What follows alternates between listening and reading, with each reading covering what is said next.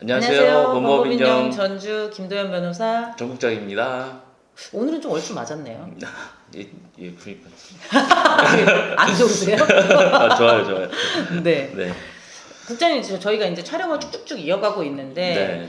이제 지난 보험금 때 너무 아쉬우셔가지고. 아, 맞아요. 보험금 얘기를 할 게 좀 더 많이 남아 있어요, 사실. 네. 그래서 네. 또 어렵기도 하고 저희가 좀 몇 차례에 걸쳐서 같은 내용이라도 좀 기억하기 쉬우시게 네. 좀 몇 번 더 촬영을 해야겠다라는 생각을 하면서 제가 몇 가지 주제를 좀 여쭤봤는데 그건 촬영할 때 얘기하겠다면서 답을 안 하시더라고요. 아, 그랬나요? 네. 제가 네. 가물가물. 가물가물. 네. 좋습니다. 오늘은 네.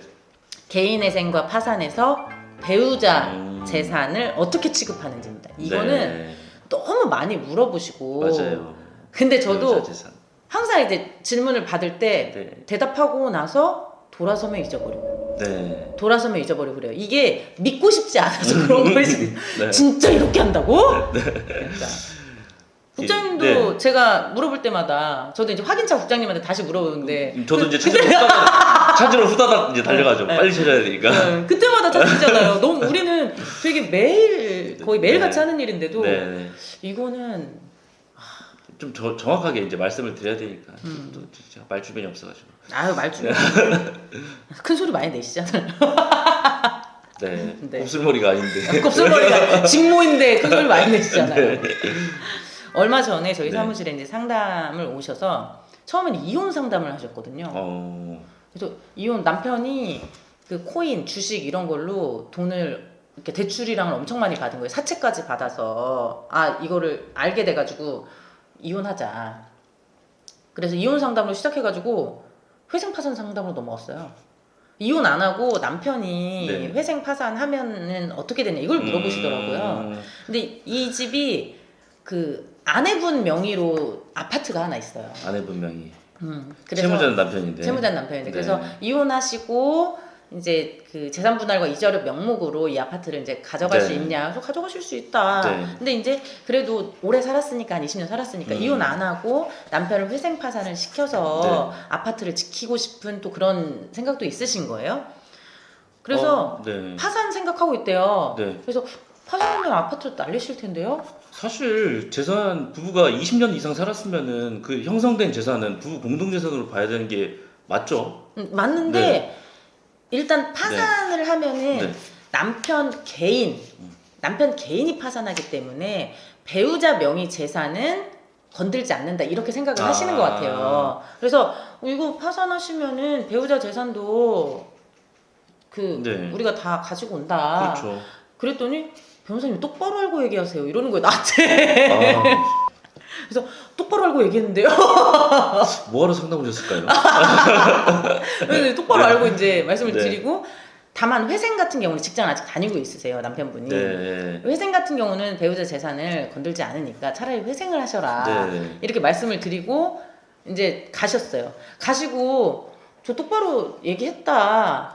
하고 바로 국장님한테 저 똑바로 얘기한 거 맞죠? 아니 왜냐면은 네, 그분들이 네. 너무 뭐 정색을 하면서 네, 왜냐면 네, 네. 되게 많이 찾아보고 오시잖아요. 제가 이제 파산관계인 보조인 업무를 하면서도 채무자분들이 왜 배우자 재산인데 환가를 하느냐 많이 있잖아요. 네, 그렇게 많이 얘기하시는 있잖아요. 분들이 많아요.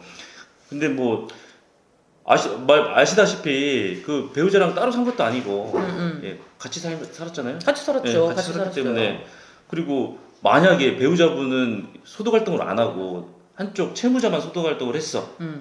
그럼 더더욱 예, 그 배우자 재산은 공동 재산으로 보는 게 이혼해도 맞을 것 같습니다. 이혼 20년 네. 이혼 20년 이혼할 순 없지. 네. 20년을 살고 이혼해도 우리가 재산 분할 반띵을 청구를 하는데. 할 때, 네, 그렇죠. 근데 파산하면은 내 거는 지킨다. 약간 이런 구조가 좀 네. 이해하기는 어려웠습니다. 네네. 근데 이제 파산하면은 결국에는 배우자 명의의 재산을 돈으로 가져올 수밖에 없어요. 살아야 되니까 네, 그 거기 집에서 살아야 같이. 되니까. 근데 회생을 하게 되면은 그 돈을 파산은 일시에 가져오지만 회생은 3년 동안 그 재산이 청산가치에 반영이 돼서 반절이 그 청산가치 이상의 돈을 3년 동안 변제를 하면 되기 때문에 오히려 부담이 덜 될 수가 있죠. 일단 집을 지킬 수 네. 있는 거잖아요. 네. 근데 파산하는 경우에 배우자 재산 2분의 1 가지고 오라고 하면 재산이 그거밖에 없어서 네. 그럼 그 집을 파셔야 되는 상황이 올 수도 있어요. 파산을 네. 하면. 네. 그렇죠. 왜냐면 그 현금을 가지고 올 수가 현금을 못 구하니까. 그러면은 네. 뭐 집을 담보대출 받으려고 해도 이 신용 때문에 담보대출도 쉽지 않고 그러면은 차라리 이 집을 팔고 2분의 1 네. 내고 그리고 좀 작은 집으로 이사를 가는 그런 방법도 있죠. 그런 방법을 네. 하는데 회생을 하면 적어도 네. 집은 지킬 수 있다는 네. 거예요. 네. 맞습니다. 근데 이렇게 집이 또 청산가치에 반영이 되면 일부 반영이 되면 회생할 때 변제금이 또 높아지잖아요. 근데 이제 그렇죠. 변제금이 높아질 수가 있어요. 집이 비싸다면은. 근데 3년 동안의 총 가용소득이 청산가치 이상이 된다면은 사실 그렇게 문제가 되진 않죠. 근데 또 너무 많이 네. 갚는다고 생각하시는 거지.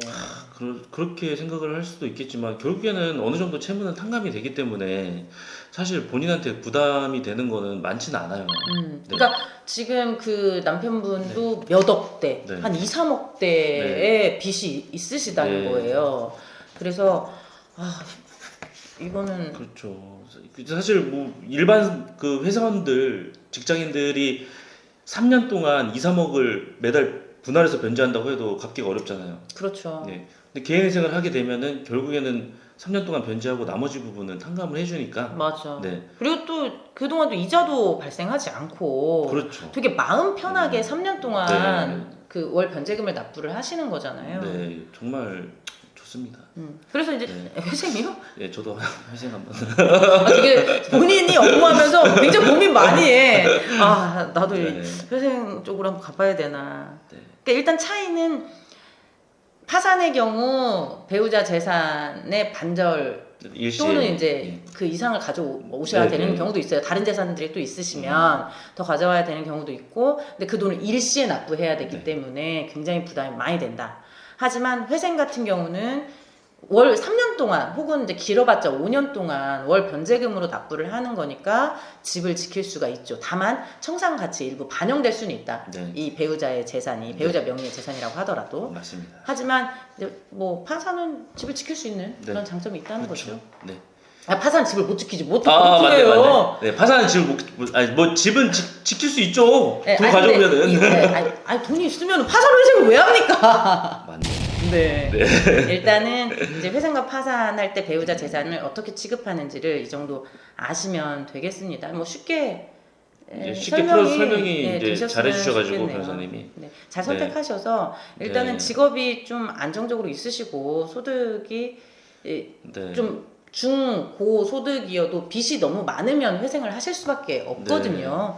그래서 잘 상담을 받아보셔서 내가 어디로 가야 되는, 내가 어느 길로 가야 되는지를 뭐 좀 판단을 받아보시기 바랍니다. 저 그럼 이거 끝나고 저 상담 좀 해주시겠어요? 아니 뭐 알아서 잘하시잖아요. 셀프로 하세요, 셀프로. 네, 알겠습니다. 네, 도움이 되셨길 바라면서 오늘 여기까지 하겠습니다. 네, 지금까지 부모 민영 전주 김도현 변호사 전국장이었습니다. 감사합니다.